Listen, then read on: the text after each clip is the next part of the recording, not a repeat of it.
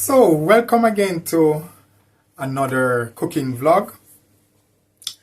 And in the previous video, I did the spring nurse gem potato salad with stir-fry wild garlic and a vegan meatball, which for non-vegan probably would have used beef instead.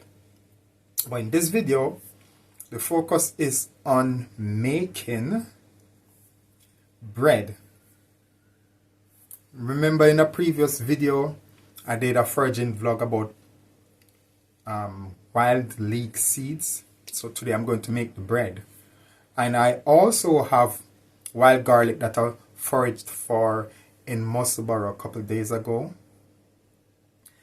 And I also have nurse gems, which are the new leaves from the ground elder. I call them nurse gems. Quite nice and flavorsome. These three ingredients I'm going to use to make a bread. And then hopefully, as you know, the bread can do various things. It can go to make sandwiches, serve with soup, etc. So join me in this video as I now start the preparation for the bread. Okay, so on the table I've got my ingredients. I'll be putting warm water in here to make the bread. And I've got 2 sachets of yeast. These are 7-gram yeast sachet. And they are the dry yeast, so I have to dissolve them. Salt. Then I've got, it's just a basic marinade. I just pretty much blend up salt, wild garlic and water in the blender. So in this container I've got approximately 200 grams or 200 milliliters of such mixture. And I've got some nurse gems or ground elder leaves, new leaves. And I've got my wild garlic seeds, nice. Then I've got 2 375 grams container of strong bread flour. So for each I'll be making 2 different type of bread with it, because both of them will go to make what's known as a doctor bread. A doctor bread is a combination of 2 separate dough mix made from the various spring seasonal vegetables. The wild garlic is in a marinade state. The nurse gems will be used as they are, and the seeds. So one of them will go to make a spinach, a wild garlic dough, and the other one will go to make the wild garlic seed dough. And I'll be combining them. You'll see later on, but the first thing is to make the 2 separate doughs. So I will now have to make 2 separate doughs and then combine those to make what's known as the doctor bread. And you know, as I said, bread can do loads of stuff. So please be patient with me. This is a new experiment. So hope you enjoy watching it and share it with your friends. Like and subscribe to this channel so you can get up-to-date foraging vlogs, but also cooking vlogs too. Okay, so first I am going to prepare the wild leek seeded bread dough. So firstly, I put the flour on the surface here.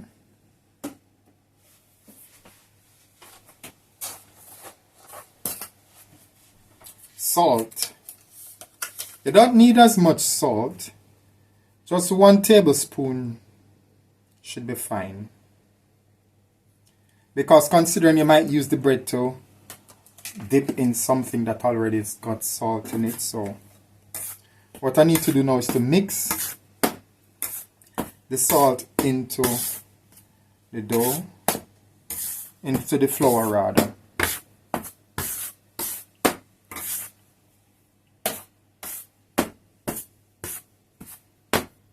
Okay, that's good. And I'll add 1, 2, 3, 4. 4 soup spoons. Or probably the dessert spoon if you want to call it that. And I just use this to mix it in for now. I'll be needing some warm water to dissolve the yeast because it makes it process, the dough rising process a lot quicker, so that should be fine. So I make a wee well, put the water in when I'm ready.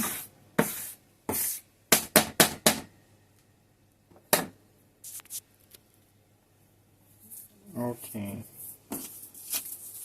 Now,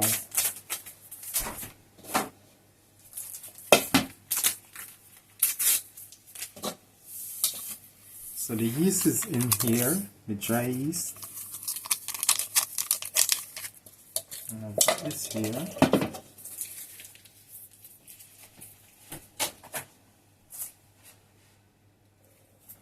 So I've got some boiling water. I'm going to tip a little in here. And I'm going to top it up with cold water.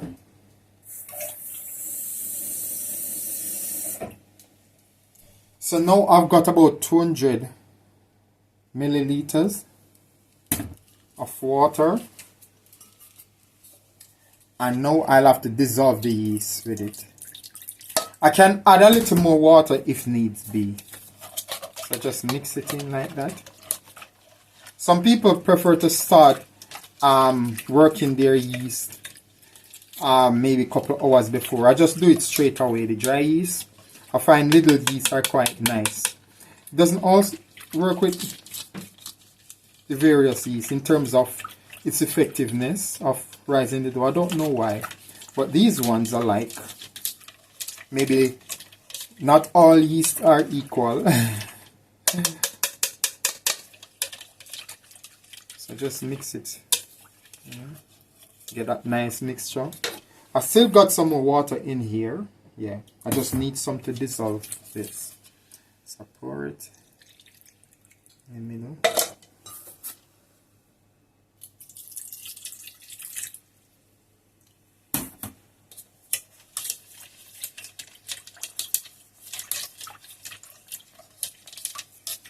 Just rinse out the container. There we go.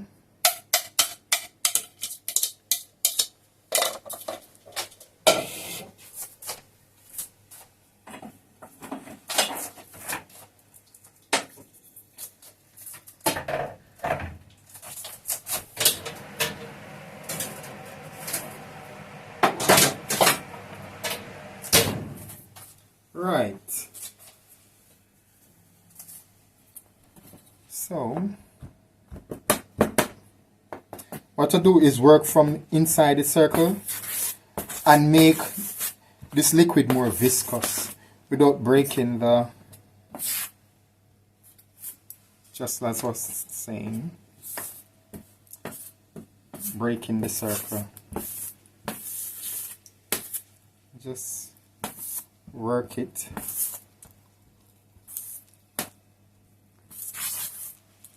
And then there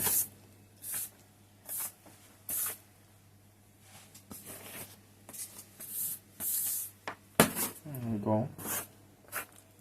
So at this stage, the wild leek seeds don't want to be used. So you have to sort of coerce them into the baking process. They sort of want to run away. The protesting. I'd rather be out there in the wilds than in my kitchen being part of a recipe. Unfortunately, doing this for them. You hear that? The seeds? Normally, people would probably find it handy to just put it in a bowl, but I'm okay just working with it on the surface. But as I said, you can use a bowl to mix your dough, especially a small quantity like this. We're not talking about large quantity. If you don't have a industrial mixer, you get some form of mixer to help you with the process. But this is only a small amount, so just take my time and work like this. And the surface isn't that big, but it's still manageable. You might lose 1 or 2 seeds, but as you can see, the seeds are there, the wild leek seeds. Little onion, or little confused onions, I call them. Yeah, so this doctor's bread, spring doctor bread. Seems like I'm going through the health professionals as a cook. I don't know why this particular month or season feel like the health professional month. So the recipes seem to be taking a page out of their book, I don't know, about healthy eating rather. Yeah. So doctor bread, or the doctor's bread. But I should mention that it's a spring bread, spring doctor bread, because there is the summer version as the vegetable on health promotion vary. Then there won't be any, there will be wild leek seeds, but they'll probably on the ground. I'll have to farm them from the ground, maybe not on the surface of the ground probably, and I'll have to wash it off and then collect the seeds. But in the foraging vlog that I did, we were foraged for them while the plants were still turgid and upwards. It makes foraging for them a lot easier. Yeah.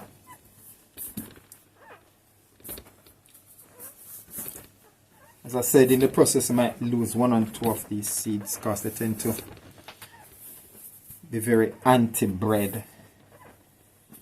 They're saying it's not natural to be in a bread. Well, they don't know me. They don't know me and what I'm capable of. Now they're finding out. They're going to be a part of bread making. And we'll see how that turns out. As I said, we keep our fingers crossed. These little confused onions are wild leek seeds. Should be. I hope they are tasty. I'm guessing that the moisture in the bread, and as soon as it starts to bake, it will start to release some of those flavors and make it slightly onionish. If I could use that term, that word, onionish. Or leakish. Leakish? Can you imagine using that? Cooking actually.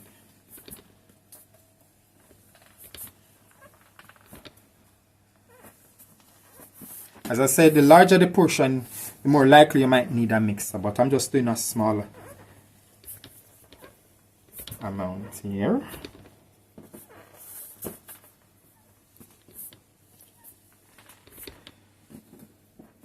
Right, this should be enough. I'm okay with this. So I get a container and I just hear that. Hear that? Back on the dough. Not going anywhere. Let it stay there and rest. Cover it. And that stays one side. Now for the next one. This one should be easier, but even so, I have to still be prudent with the prep. There won't be anything running away, but there's chance for spillage. So what I have to do now is Because I've got the liquid to add.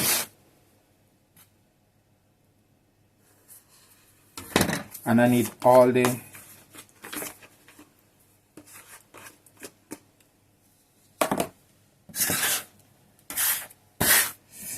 veg in it. Not only the liquid, but even the rough veg part. So all I'm doing is pretty much doing this. Yeah. So this stage, I'm rubbing the liquid and the dough together.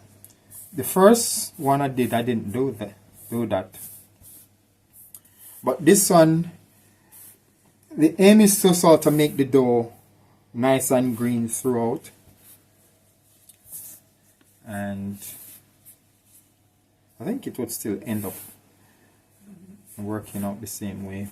But I like this way of doing this particular dough.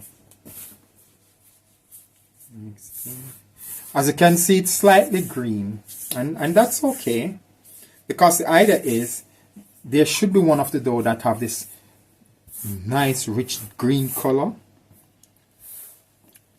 and the other dough with the seeds in it have green seeds. So it's not green throughout, but you've got bits of green seeds within the mixture itself, within the dough. So now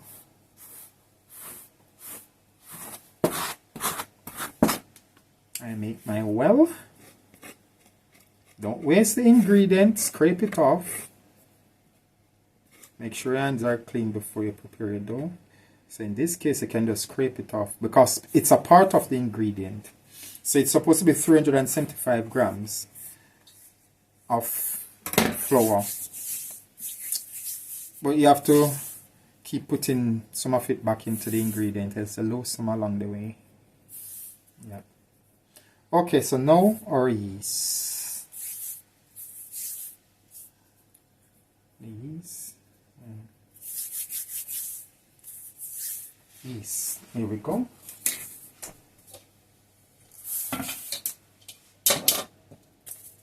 So my yeast in the container, warm water,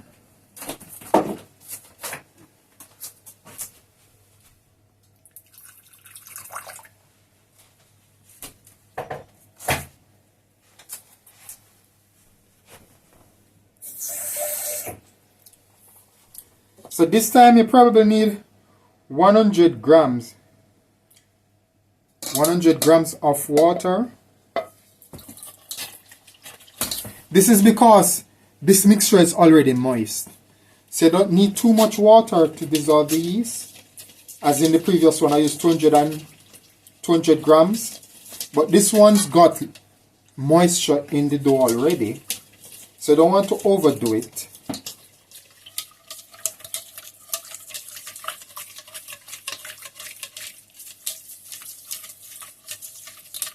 Yeah.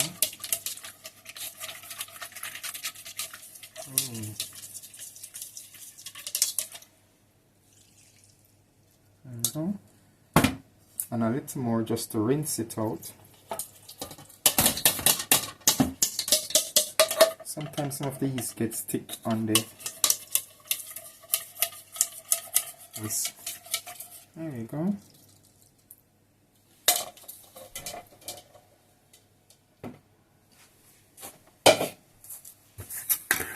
And all I have to do now is bring everything together like this.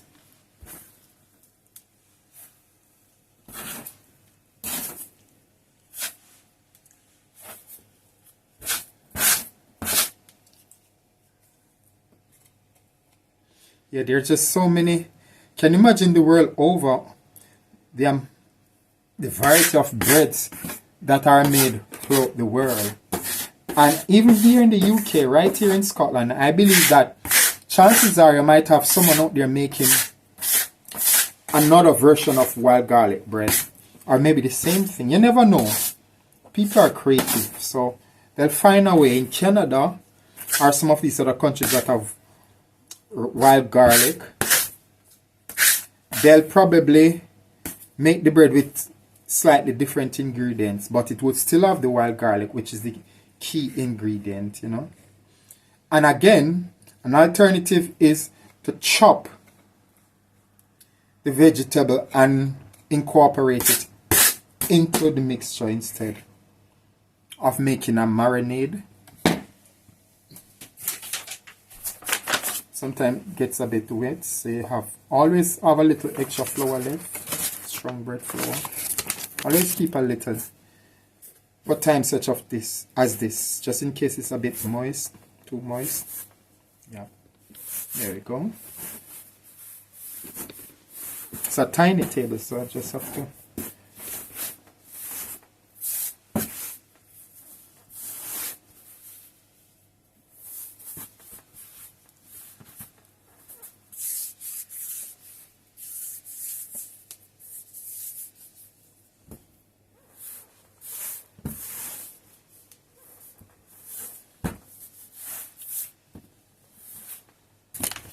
So this takes the longest, maybe because the bread need quality time, you know, to rise, to proof, and then you have to, probably after 1 hour 20 minutes, 1 hour 40 minutes, you have to work it again and shape it into what you want to make it, either loaves or rolls for soup or for making sandwiches. There we go. Now I can work it.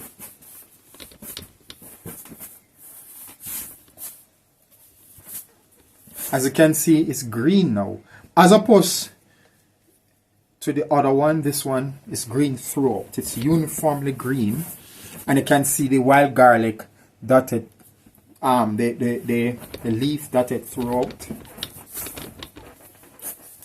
So this doctor bread is going to be interesting, and I call it spring doctor bread because, as I said, during summer, autumn and winter, the vegetables will change, and chances are I'll give it a different name according to the season. So this is a spring option, spring doctor bread. That includes wild garlic, wild leek seeds, and nurse gems, or ground elder leaves.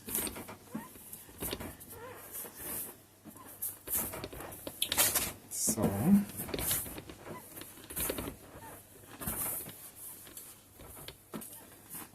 work it. You got to work it, work it. You got to work it, work it. Work it.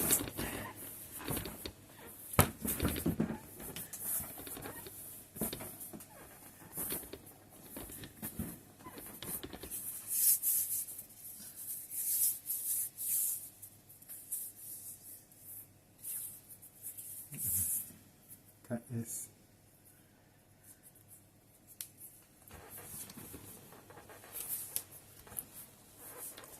You know, it's so nice working with healthy stuff, you know.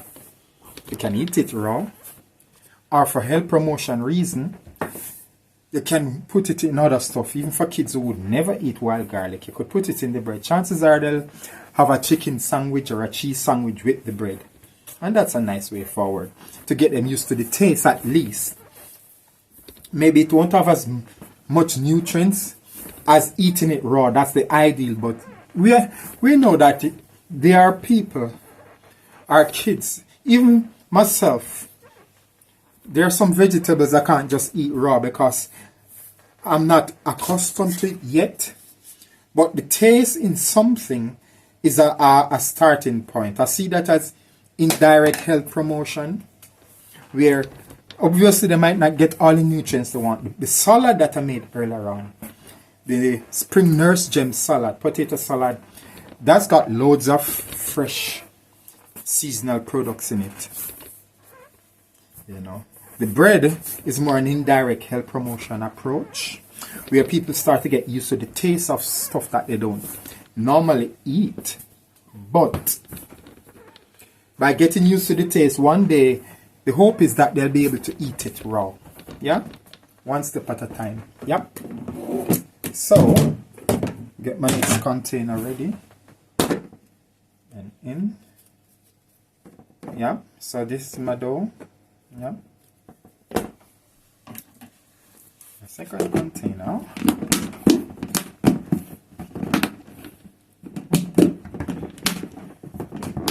Right, so now we've got both of them, and now it's the waiting game